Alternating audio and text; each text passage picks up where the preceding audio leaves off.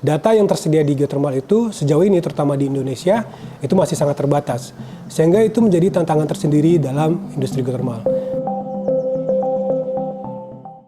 Halo teman-teman semuanya, perkenalkan saya Ikhwan, saya geoscientist di Pertamina Geothermal Energy.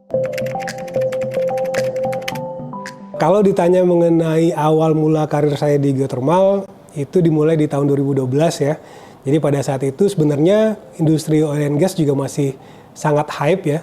Dan pada saat itu saya sebenarnya melihat bahwa ada potensi lain untuk berkarir di industri geothermal seperti itu. Karena waktu itu saya mendapatkan informasi bahwa ternyata potensi geothermal di Indonesia itu sangat besar. Nah, di tahun 2012 itu saya coba apply selain di perusahaan-perusahaan minyak dan gas, saya juga apply di perusahaan geothermal. Nah, ternyata rezekinya memang di perusahaan geothermal tersebut ya, di PGE. Dan syukur alhamdulillah sampai sekarang saya masih berkarir di industri geothermal dan saya sangat menikmatinya. Role atau peran seorang geoscientist di industri geothermal itu sangat penting ya teman-teman. Karena kalau kita berbicara mengenai renewable energy, geothermal merupakan satu-satunya renewable energy yang unik, di mana keunikannya itu terletak pada sumber energinya yang berada di bawah permukaan. Nah, oleh karena itu diperlukan seorang geoscientist untuk dapat mengeksplorasi dan juga mengeksploitasi energi geothermal yang ada di bawah permukaan tersebut untuk dijadikan sebagai sumber energi. Nah, oleh karena itulah seorang geoscientist atau keilmuan geoscience itu menjadi suatu core bisnis di dalam industri geothermal. Pengalamannya yang tidak terlupakan adalah ketika seorang geoscientist itu berkecimpung di industri geothermal, terutama industri geothermal Indonesia, itu akan sangat banyak terlibat dalam pemetaan geologi atau pemetaan geoscience pada umumnya. Kemudian tidak hanya itu, mereka juga harus bisa memodelkan bagaimana karakterisasi reservoir di bawah permukaan sehingga data-data tersebut dapat digunakan untuk penentuan well targeting misalnya, atau untuk mengkarakterisasi atau untuk memetakan potensi sumber daya geothermal yang ada di lapangan tersebut. Nah, tantangannya adalah data-data yang ada di geothermal ini itu masih sangat terbatas. Jadi kalau kita bandingkan dengan data-data di industri oil and gas, data yang tersedia di geothermal itu sejauh ini terutama di Indonesia itu masih sangat terbatas. Sehingga itu menjadi tantangan tersendiri dalam industri geothermal.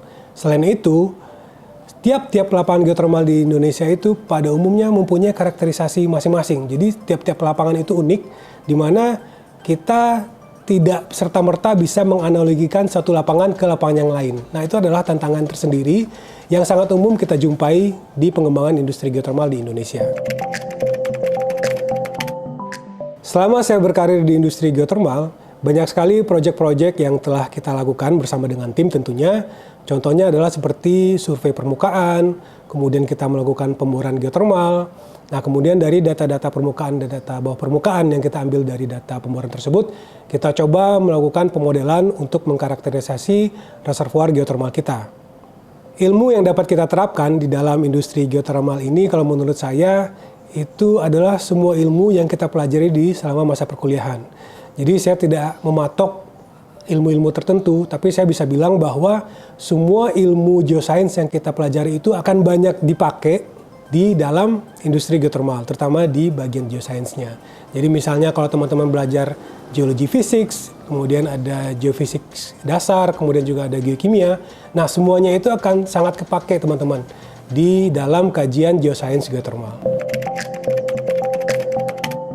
Di antara proyek-proyek yang pernah saya kerjakan tersebut, sebenarnya ada beberapa hal yang belum saya dapatkan di waktu perkuliahan, dan ternyata itu sangat dipakai ketika saya bekerja di industri geothermal. Nah, salah satunya adalah bagaimana cara kita mengakuisisi dan juga memprosesing data image log. Nah, ketika saya berkuliah dulu di jurusan geologi, saya belum pernah nih namanya yang bersentuhan langsung dengan data image log tersebut. Jadi ketika saya di industri geothermal, ketika saya dihadapkan dengan data image log itu, saya agak sedikit kaget karena saya tidak punya pengetahuan apa-apa tentang data image log tersebut.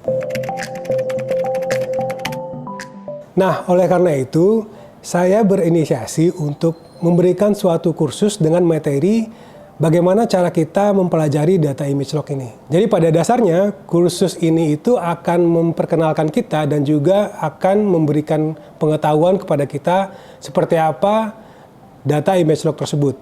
Nah, kenapa? Karena ternyata data image log ini tuh sangat penting dan sangat sering kita pakai nanti di industri geothermal.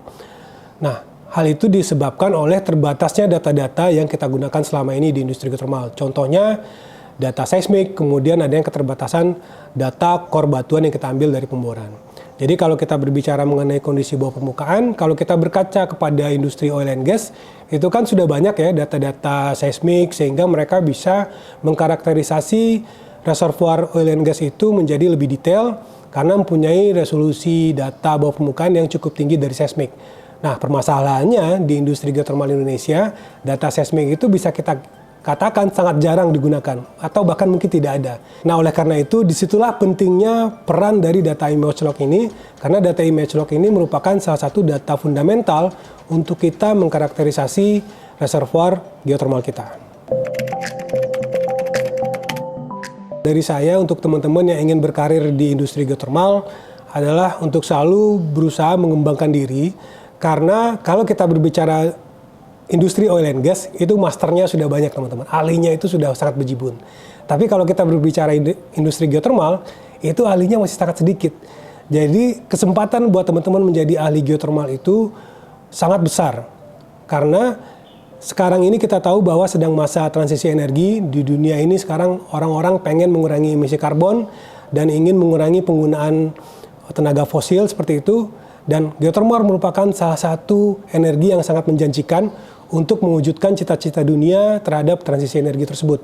Jadi sekarang waktunya buat teman-teman mempelajari geothermal secara khusus dan mendalam, sehingga nantinya teman-teman bisa menjadi ahli geologi geothermal, terutama di Indonesia. Kenapa? Karena Indonesia itu dikatakan mempunyai cadangan geothermal sekitar 40% dunia.